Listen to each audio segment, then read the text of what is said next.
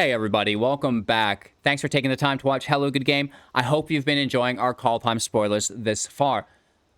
We're looking at Immerstrurm Predator. This is a lot of text on one card. Let's break it down.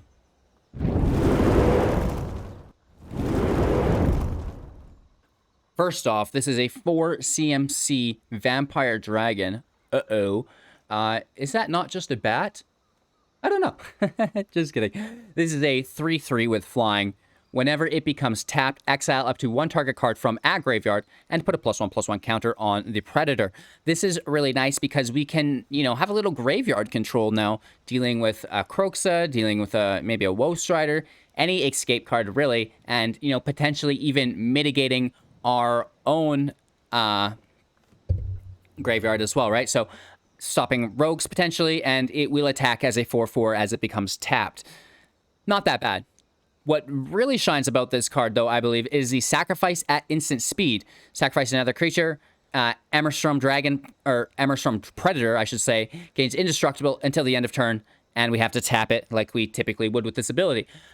I like this. We can protect it, which is quite nice because it has evasion. It continues to get stronger, similar to Corvold. And we can, protect it, which is, like I said, invaluable. We all see how powerful Hallowblade Champion is for this reason, just to, survive the wipes, dodge removal in general, other than exile. And, maybe it's a little underwhelming, but I feel like in standard, it's going to be good enough, right?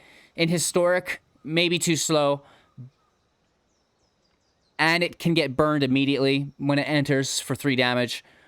But if it does get going and you already have creatures in play, right, to give it indestructible, it could be good. But it's going to be something that requires an engine behind it, right, or getting lucky. So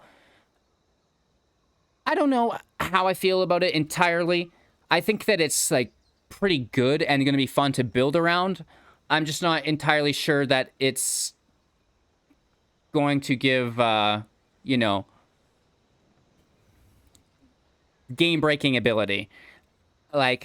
Is this questing beasts for 4 mana? This is kind of what I compare a lot of the 4 CMCs to, especially the ones that have this much text. So, if we compare it to that, I don't think it's as good, but it's it could be good, right? If you have enough creatures to, keep giving it indestructible, that's going to be really nice. And if we could have, the right creatures being sacrificed that have effects that could be good as well.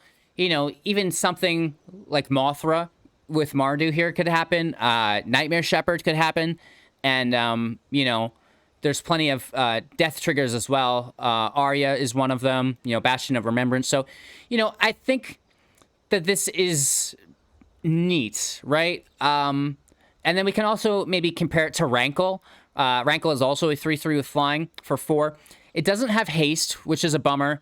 There's no draw engine, which is a bummer. You're not discarding, and the sacrifice of your own creatures is still available, but not your opponent's. So, you can still give it indestructible, which I feel is, maybe the more I think about it, a fair trade-off between, having those really powerful aggro abilities like Questing Beast and Rankle have, for, a little bit more sustainability. But again, we live in a world where Skyclave Apparition is everywhere right now.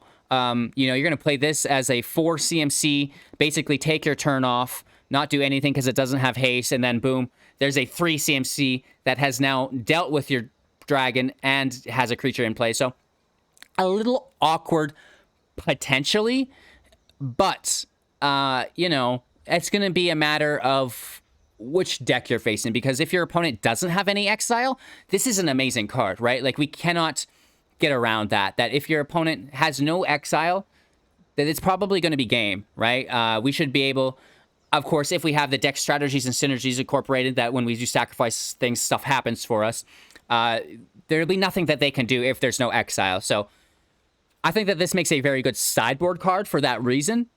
Our opponent doesn't have exile, we can play our Predator.